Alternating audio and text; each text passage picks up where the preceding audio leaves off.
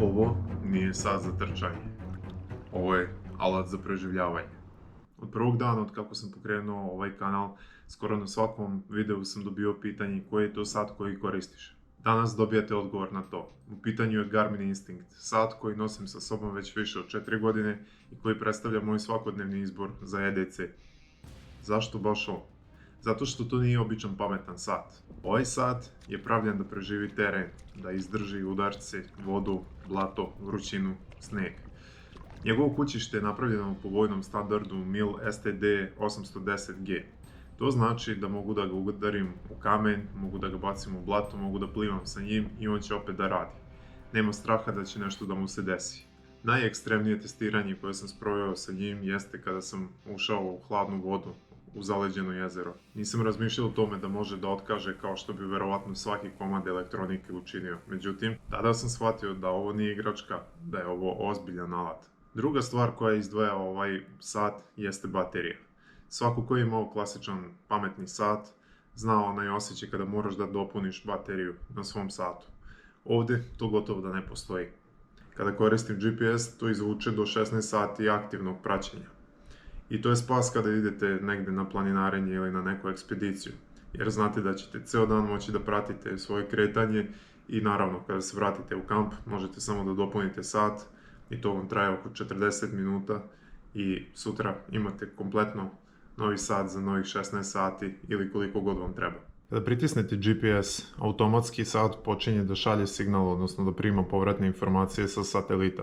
Naravno, ukoliko se nalazite u urbanom okruženju, to će trajati mnogo duže nego ako se nalazite na nekom otvorenom polju. Isto tako, ako se nalazite u gustoj šumi, signal će biti slabiji i teže će doći do njegove razmene. Također, ovdje možete da vidite da je trenutno u funkciji trčanja. Ovdje imate izbor raznih aktivnosti, poput navigacije, hoda, praćenja i tako dalje. Postoji mnogo opcija koje ovaj sat nudi, no vama je samo da izaberete.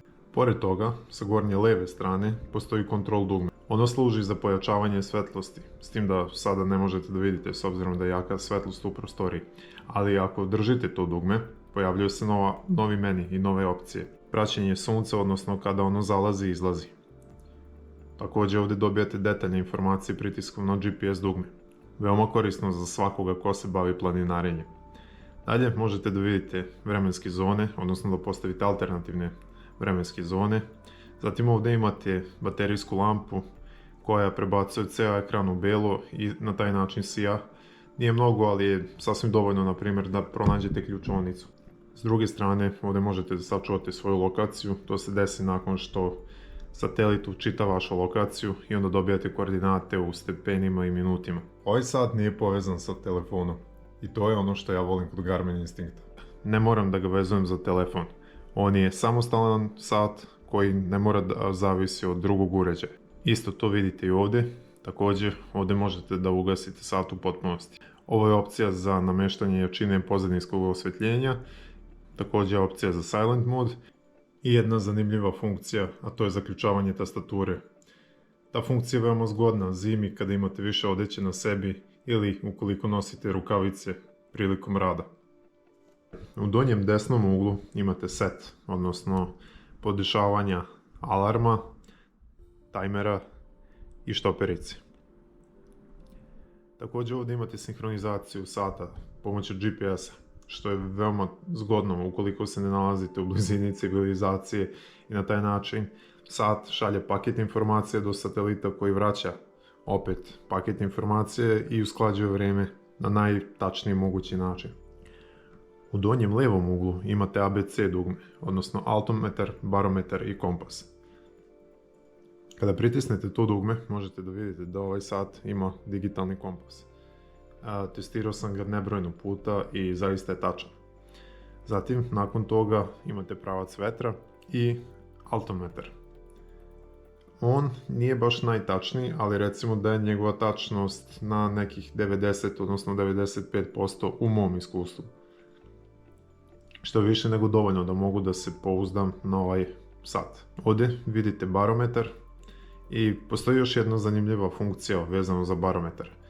On automatski može da vas obavesti kada naglo dolazi do promjene pritiska u vazduhu i U mom ličnom iskustvu, nakon te notifikacije koja dođe, u roku od 6 sati nastane oluja. Tako da veoma je zgodno za obaveštavanje unaprijed kakve će vremenske prilike da budu, odnosno šta će se promijeniti.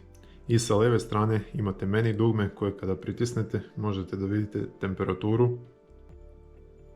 Također opet imate neke funkcije poput barometra ili altimetra u zavisnosti koje vi odaberete da želite da imate tu, ali imate jednu dodatnu zanimljivu funkciju, a to su mesečeve mene.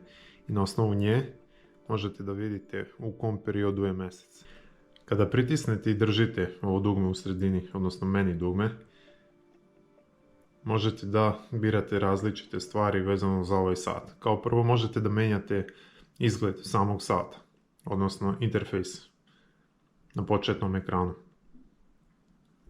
Ja najviše koristim ovaj, zato što troši najmanje energije, a s druge strane pravi mi dobar kontrast između brojeva i pozadinskog osvjetljenja.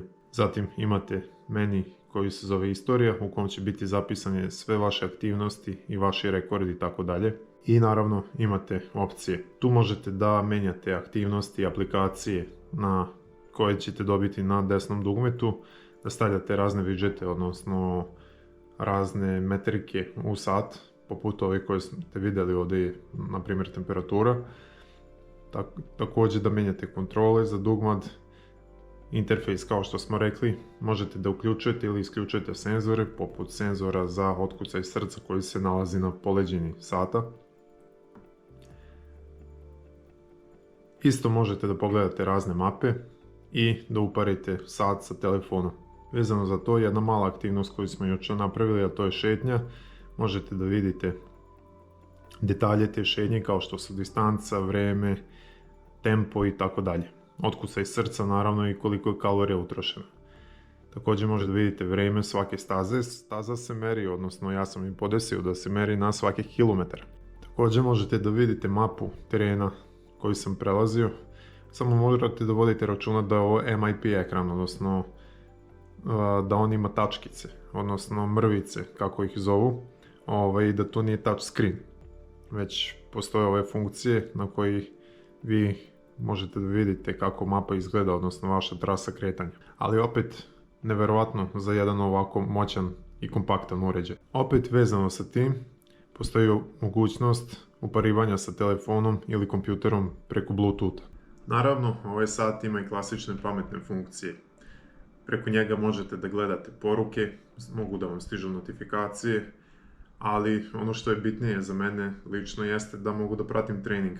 Ali Garmin Instinct nije sat za Instagram i za muziku. To je sat koji pravi razliku kada si napolju, u prirodi ili u situaciji kada moraš da se osloniš na jedan pouzdan komad opreme. Posle više od 4 godine korišćenja mogu da kažem da je ispunio svako očekivanje.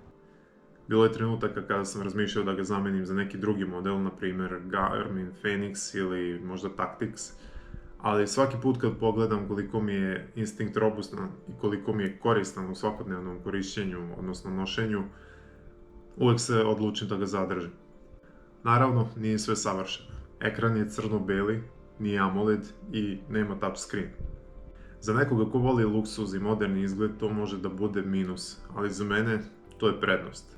Ekran je savršeno čitljiv na suncu, štedi bateriju i daje mu taj taktički izgled zbog koga i volim.